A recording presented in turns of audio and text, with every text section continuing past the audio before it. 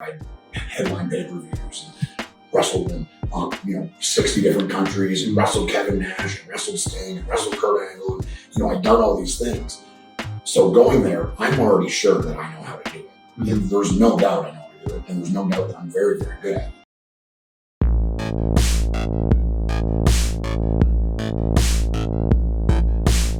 Hello everyone, John Scott here for Sportskeeda Wrestling. I'm joined by Eric Young. How you doing, my friend? Good, my man. Yourself? I'm very well. Welcome to London. Yeah, I love it here. I've been here since the 23rd, so you're late to the party. I'm very late, but it's windy. How are you finding the weather? I know it was pretty intense. I felt like I was like a long distance ski jumper, leaning in. I'm not small. And it felt like I was going to knock his way over. Fair enough. Well, I've got a list of questions here from Sportskeeda, so we're going to get right to it. So first one, you're obviously very fortunate and a lucky person to have wrestled Scott Hall. Just some thoughts from yourself and the experience from wrestling someone like Scott Hall. I mean, for me, like growing up and him, Razor Ramon being a huge part of me becoming addicted to wrestling, that was a very informative time for me in those years when he was like kind of coming into his own. And just a one-of-one performer, right? There will never be another person like him. Big, believable, charismatic. He just had this thing, like he could walk in any room and be like, oh, he's somebody. He had that thing. And there's very few guys that have that. He definitely had it. Working with him was like kind of like this weird dream come true for me, man. Either him and Kevin and Sean were guys that I idolized. Like I idolized them. And just never in a million years did I think that I would work with him and then be so affiliated with him, being in the band together with them. And that was, those guys had learned, right? They've earned everything that they got, and they're not doing anything that they don't want to. Right. And they get to pick and choose. And they said, we'll do this group, we'll be on TV together, but that guy's got to be in it too. And I was that guy. So I got to carry the load and do all the hard work, but I wouldn't change it for anything. And he treated me great. He's a complete icon in the sport. He had his demons and all that, but always treated me with respect, always treated me and spoke to me with care. And I learned so much working with him and Kev. And it's a memories that I'll never forget. That's awesome. Now, what would you say are the key differences between your first and second time as Impact in your Impact title reign? What are the key things that stand out the most?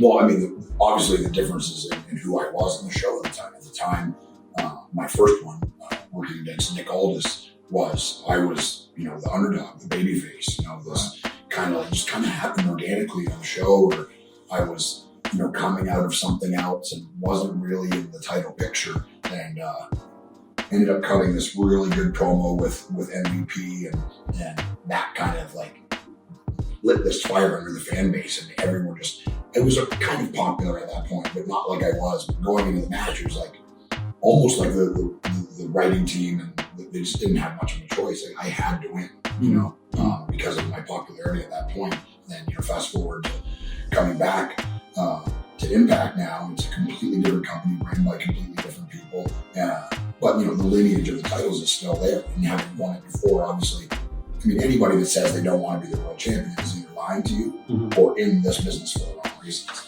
And it's something that I've done twice now. And I crave that responsibility. I'm not responsible in any other aspect of my life. Gary can tell you, he's had to babysit me for the last 3 weeks. But in wrestling, I want that responsibility.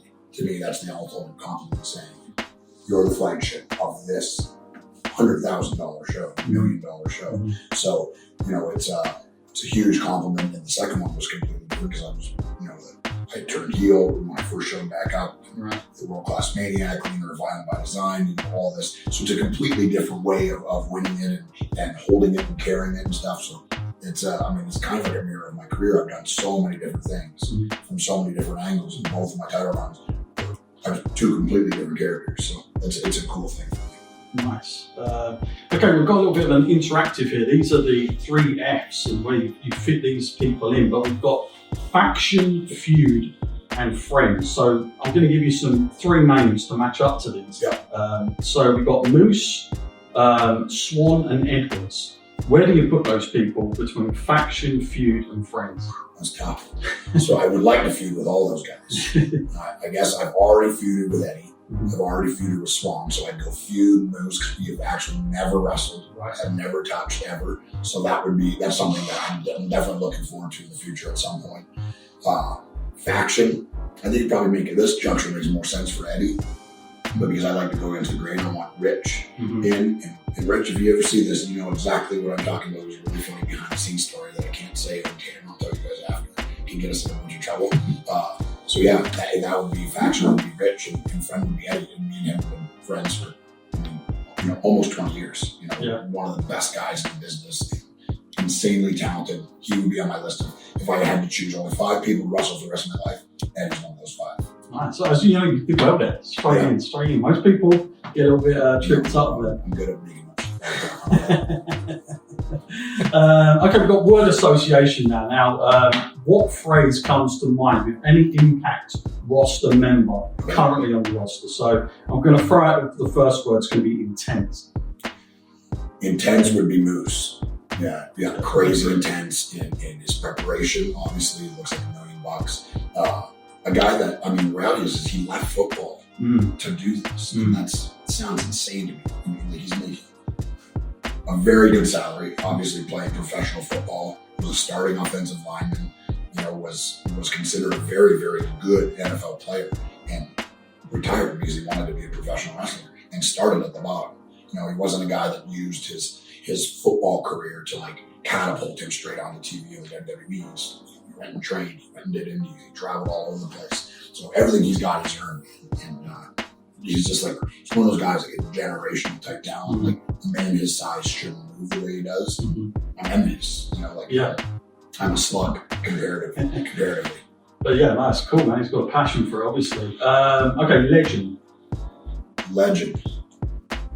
And this is someone on the Impact roster. This is someone,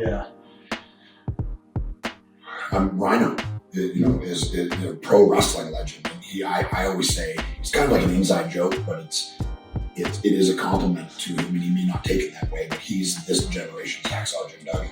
He's been over for 30 years. Right. He's done the same 5 things in the same order for 5 years, and everywhere we go, when he comes out, people go ballistic. And he's so good, and he would understate it, and he just understands wrestling on a level almost a bit of a savant. You'd have a conversation with him, man, I can't believe he's allowed in public. But at the same time, he's a very successful wrestler and a really good dude. Yeah. Okay, how about this then? Taking it slow. Taking it slow is Joe Doran, because he walks at his own pace and he does things at his own pace. We've known each other for years. We've never really worked together. So, but this last couple of years, I've become really close with Joe, and I would say he's one of my best friends in the entire business. But he's just got this way about him, how he talks, how he moves, how he walks. Everything's at his own pace. I'm certainly not going to be telling him whether he's I want to smash me in the dust. Exciting. For me, Rich Swann is definitely a guy. You could say that about a lot. Trey Miguel, Ace Austin. The list is long. It's long. That's not. I don't work the way those guys work, but I respect it and I understand it, and it's a huge part of wrestling. Maybe the biggest part of wrestling is the physicality of it. Those guys are doing things that I can't even get my brain to think about, let alone execute. So, but for me, I think Rich is he's the whole package. He's a smaller guy, but just showman. His selling is amazing. He can have a good match with anybody, and he's doing things that are almost physically impossible, in his sleep. He doesn't even have to think about it. He just knows that he can do it. So yeah, Rich would be my vote, but there's a lot of guys on that list. Yeah. How about Powerhouse? Powerhouse. I go back to Joe Doran, man. It's scary, dude. He's picks up Doc Gallows like he's a child. Doc is a big man. So yeah, Powerhouse is definitely Joe. He's just got that brute country boy strength. Can open any jar. Crazy strength, crazy grip strength. Powerhouse was Joe Doran. How about creative? Rosemary. It would be my vote. I don't think anybody ever in wrestling has been as good at staying in character and doing all the little things. Like, she refuses to be a picture to be taken with her makeup off. Not difficult way, but she wants to protect. When wrestling fans see her, she wants them to see her as Rosemary. I've known her forever. I mean, I've known her for probably getting close to 20 years now, 15 years for sure. So yeah, creative, I would say her, because she is a person in wrestling that does, I think, the most with the least, being injured and stuff, and people never realized. She just finds her own way and very good at making people believe that she's really weird. She is really weird. She's creative-wise, I don't think there's anybody better on her roster. Yeah. Okay, how about workaholic? Workaholic, Scott D'Amore. Yeah. The Italian Terminator. He doesn't sleep. I mean, like I've said this in other videos, in Impact, you don't have one job. Like with the wrestlers, we often have one thing to do.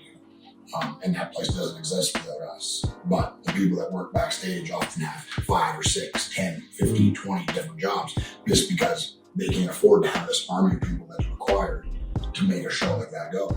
Someone like him, Ross Foreman, Ingrid, Johnny Bravo. I mean, there's a list of not a lot of people that just, whatever's got to get done, they're going to figure it out. You don't have to worry about it. It's going to get done. But workaholic is Scott D'Amore. And I think the proof is in the pudding, from where Impact was, even when I started at Anniversary, I guess a little under 2 years ago, to where it is now, is night and day. It is the same product, the same good, solid wrestling product, but business-wise, it's just gone up and up and up and up. It's growing and growing and growing. The real hope is to be back on TV over here in the UK. I don't think that's too far away. Exciting. How about safe? Safe. Me. Yeah. Yeah, I've never hurt anybody for real. So, and I think part of that is how I was trained in my believability.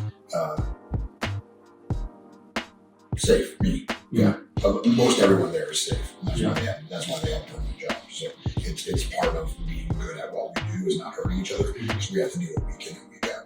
So. Yeah. How about witty? Witty. Gallows, Doc Gallows. He would be in top 5 funniest people I've ever met in my life. I mean, I'm sitting by him or something, by the end of the day, I'm like, man, someone actually get me a shot? And then I realize it's because I've been smiling and laughing so much during the day. My face hurts. It's a good problem to have. But yeah, witty, Doc Gallows for sure. He's one of the funniest guys ever. Okay, we're going to throw this one out. Jerk.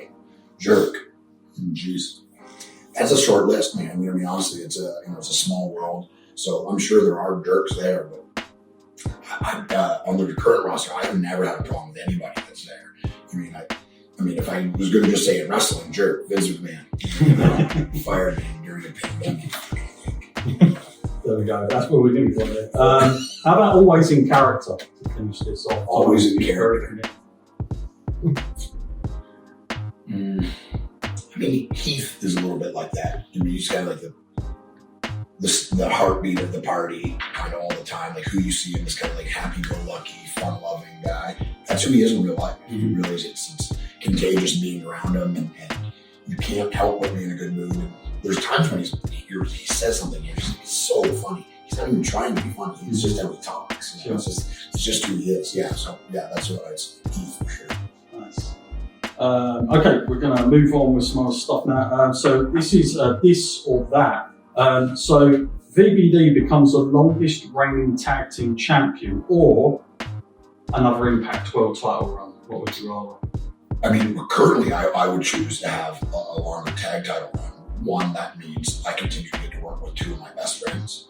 I get to work in a group that I'm very involved in the imagery of it, how it's shot, how it's portrayed. I got to pick the music, I pick the colors, I pick the video board. Like I'm very hands-on. And that's the cool thing about Impact is it's very inclusive to everybody. Especially for me, I've earned it, been doing this a long time. I think I'm pretty good at it. So, but for me, that's that. I've held the titles, I don't remember, 6 or 8 different times. I should know that, but I don't. With probably 6 or 8 different people, but I've never really held them for a long period of time. So I think having a really long tag title run, plus tag wrestling is amazing. Like, it's just so singular. There's nothing like it on TV or even in wrestling. Like, it's just, the story is so different than a singles thing or a 3-way or whatever. And there's so many opportunities to layer stories and layer emotion and physicality into this beautiful kind of symphony in tag wrestling. When it's done right, it can be unbelievable. Yeah, it's cool. I love the fact you're advocating for it. Yeah. Wrestling, that's good. Headlining the main event of a pay-per-view or having the best match on the card. That's a tough one, to pick one or the other. I mean, for me, I think I would pick headline, because for me, when I'm in that position, I will die trying to make it the best match on the card, because it's supposed to be. And that goes back to the responsibility of, I crave it. I want them to put me, I want to be in that match every single night. And the person that doesn't is doing it for the wrong reasons again. So that I want that responsibility. I want that pressure on me.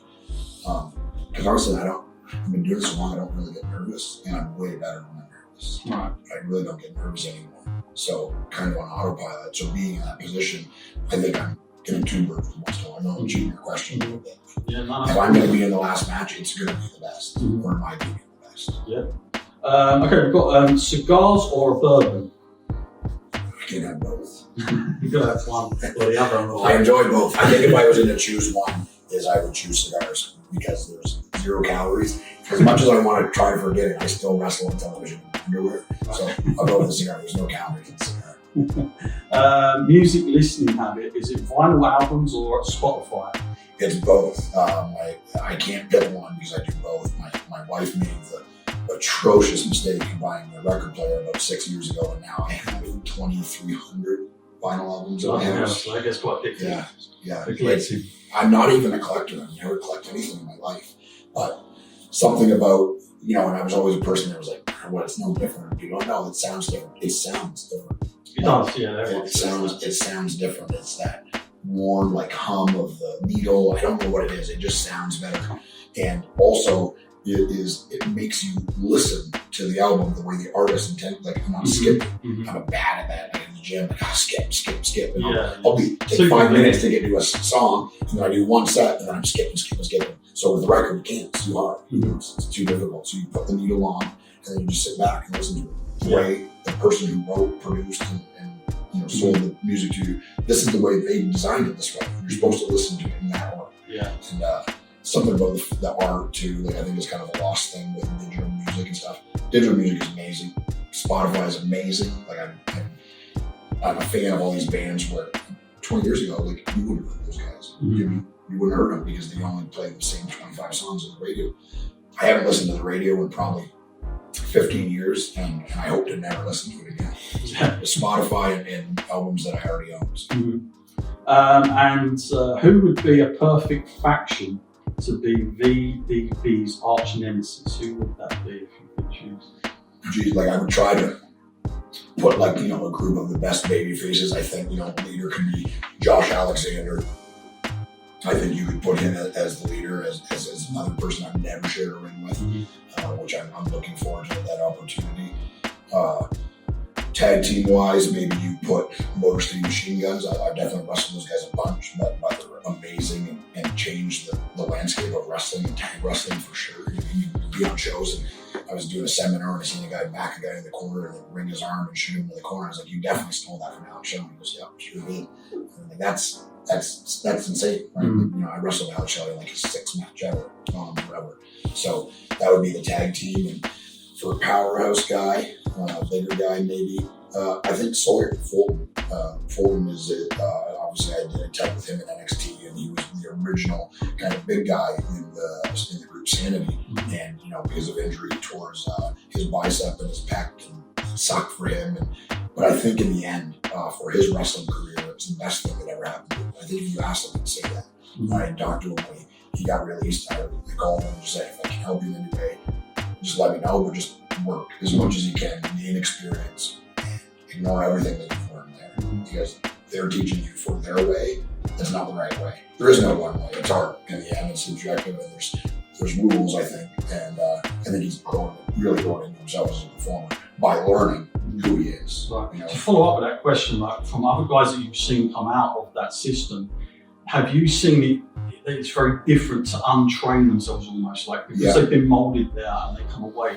Yeah. So have you seen that that's been a difficult thing to get a habit to get out of? Yeah, I think part of it just depends on what you did before. So me, like I had the massive advantage of already doing it at a very high level. You know, like I headlined pay-per-views and wrestled in 60 different countries and wrestled Kevin Nash and wrestled Sting and wrestled Kurt Angle. And, you know, I'd done all these things. So going there, I'm already sure that I know how to do it. And there's no doubt I know how to do it. And there's no doubt that I'm very, very good at it. People that go there when they've had very little experience and learn in that system, it's very difficult for them because they're being taught a certain way. This is right, this is wrong, this is right, this is wrong. And what you get, and you've probably heard this, is this cookie cutter.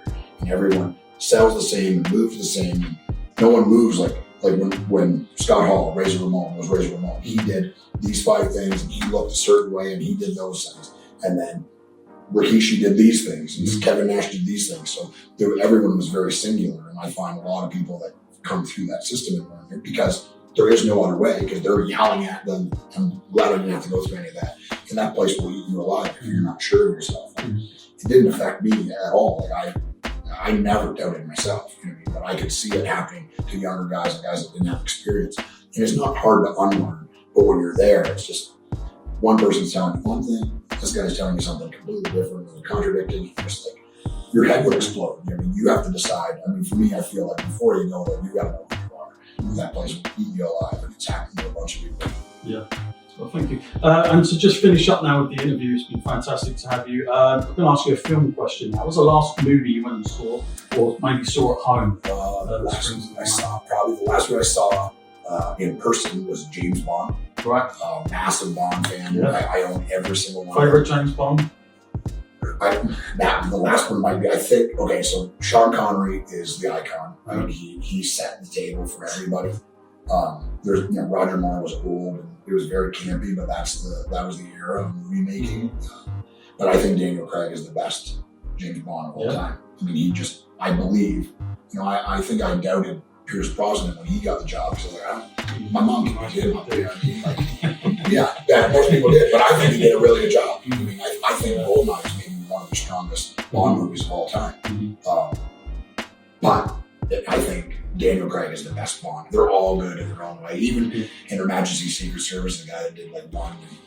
Lazenby, yeah, it was probably the weakest of the bunch, but it's still great. I watched them all. During the start of the pandemic, I started at Dr. No, and I worked my way through chronological, like a real sequence. Yeah, that made my wife watch every one of the Marvel movies in chronological order, like through the Marvel timeline. If it happened, and like I fucked it up online, like a real nerd, and then me and my wife rewatched them. She likes those two. She tolerates them. I like it. Well, thank you so much for being on. I just want to remind everybody, of course, we're going towards the Rebellion pay-per-view Saturday, April 23rd, which is going to be on the Fight TV as well. So for everybody to tune in that. Thank you so much for your time.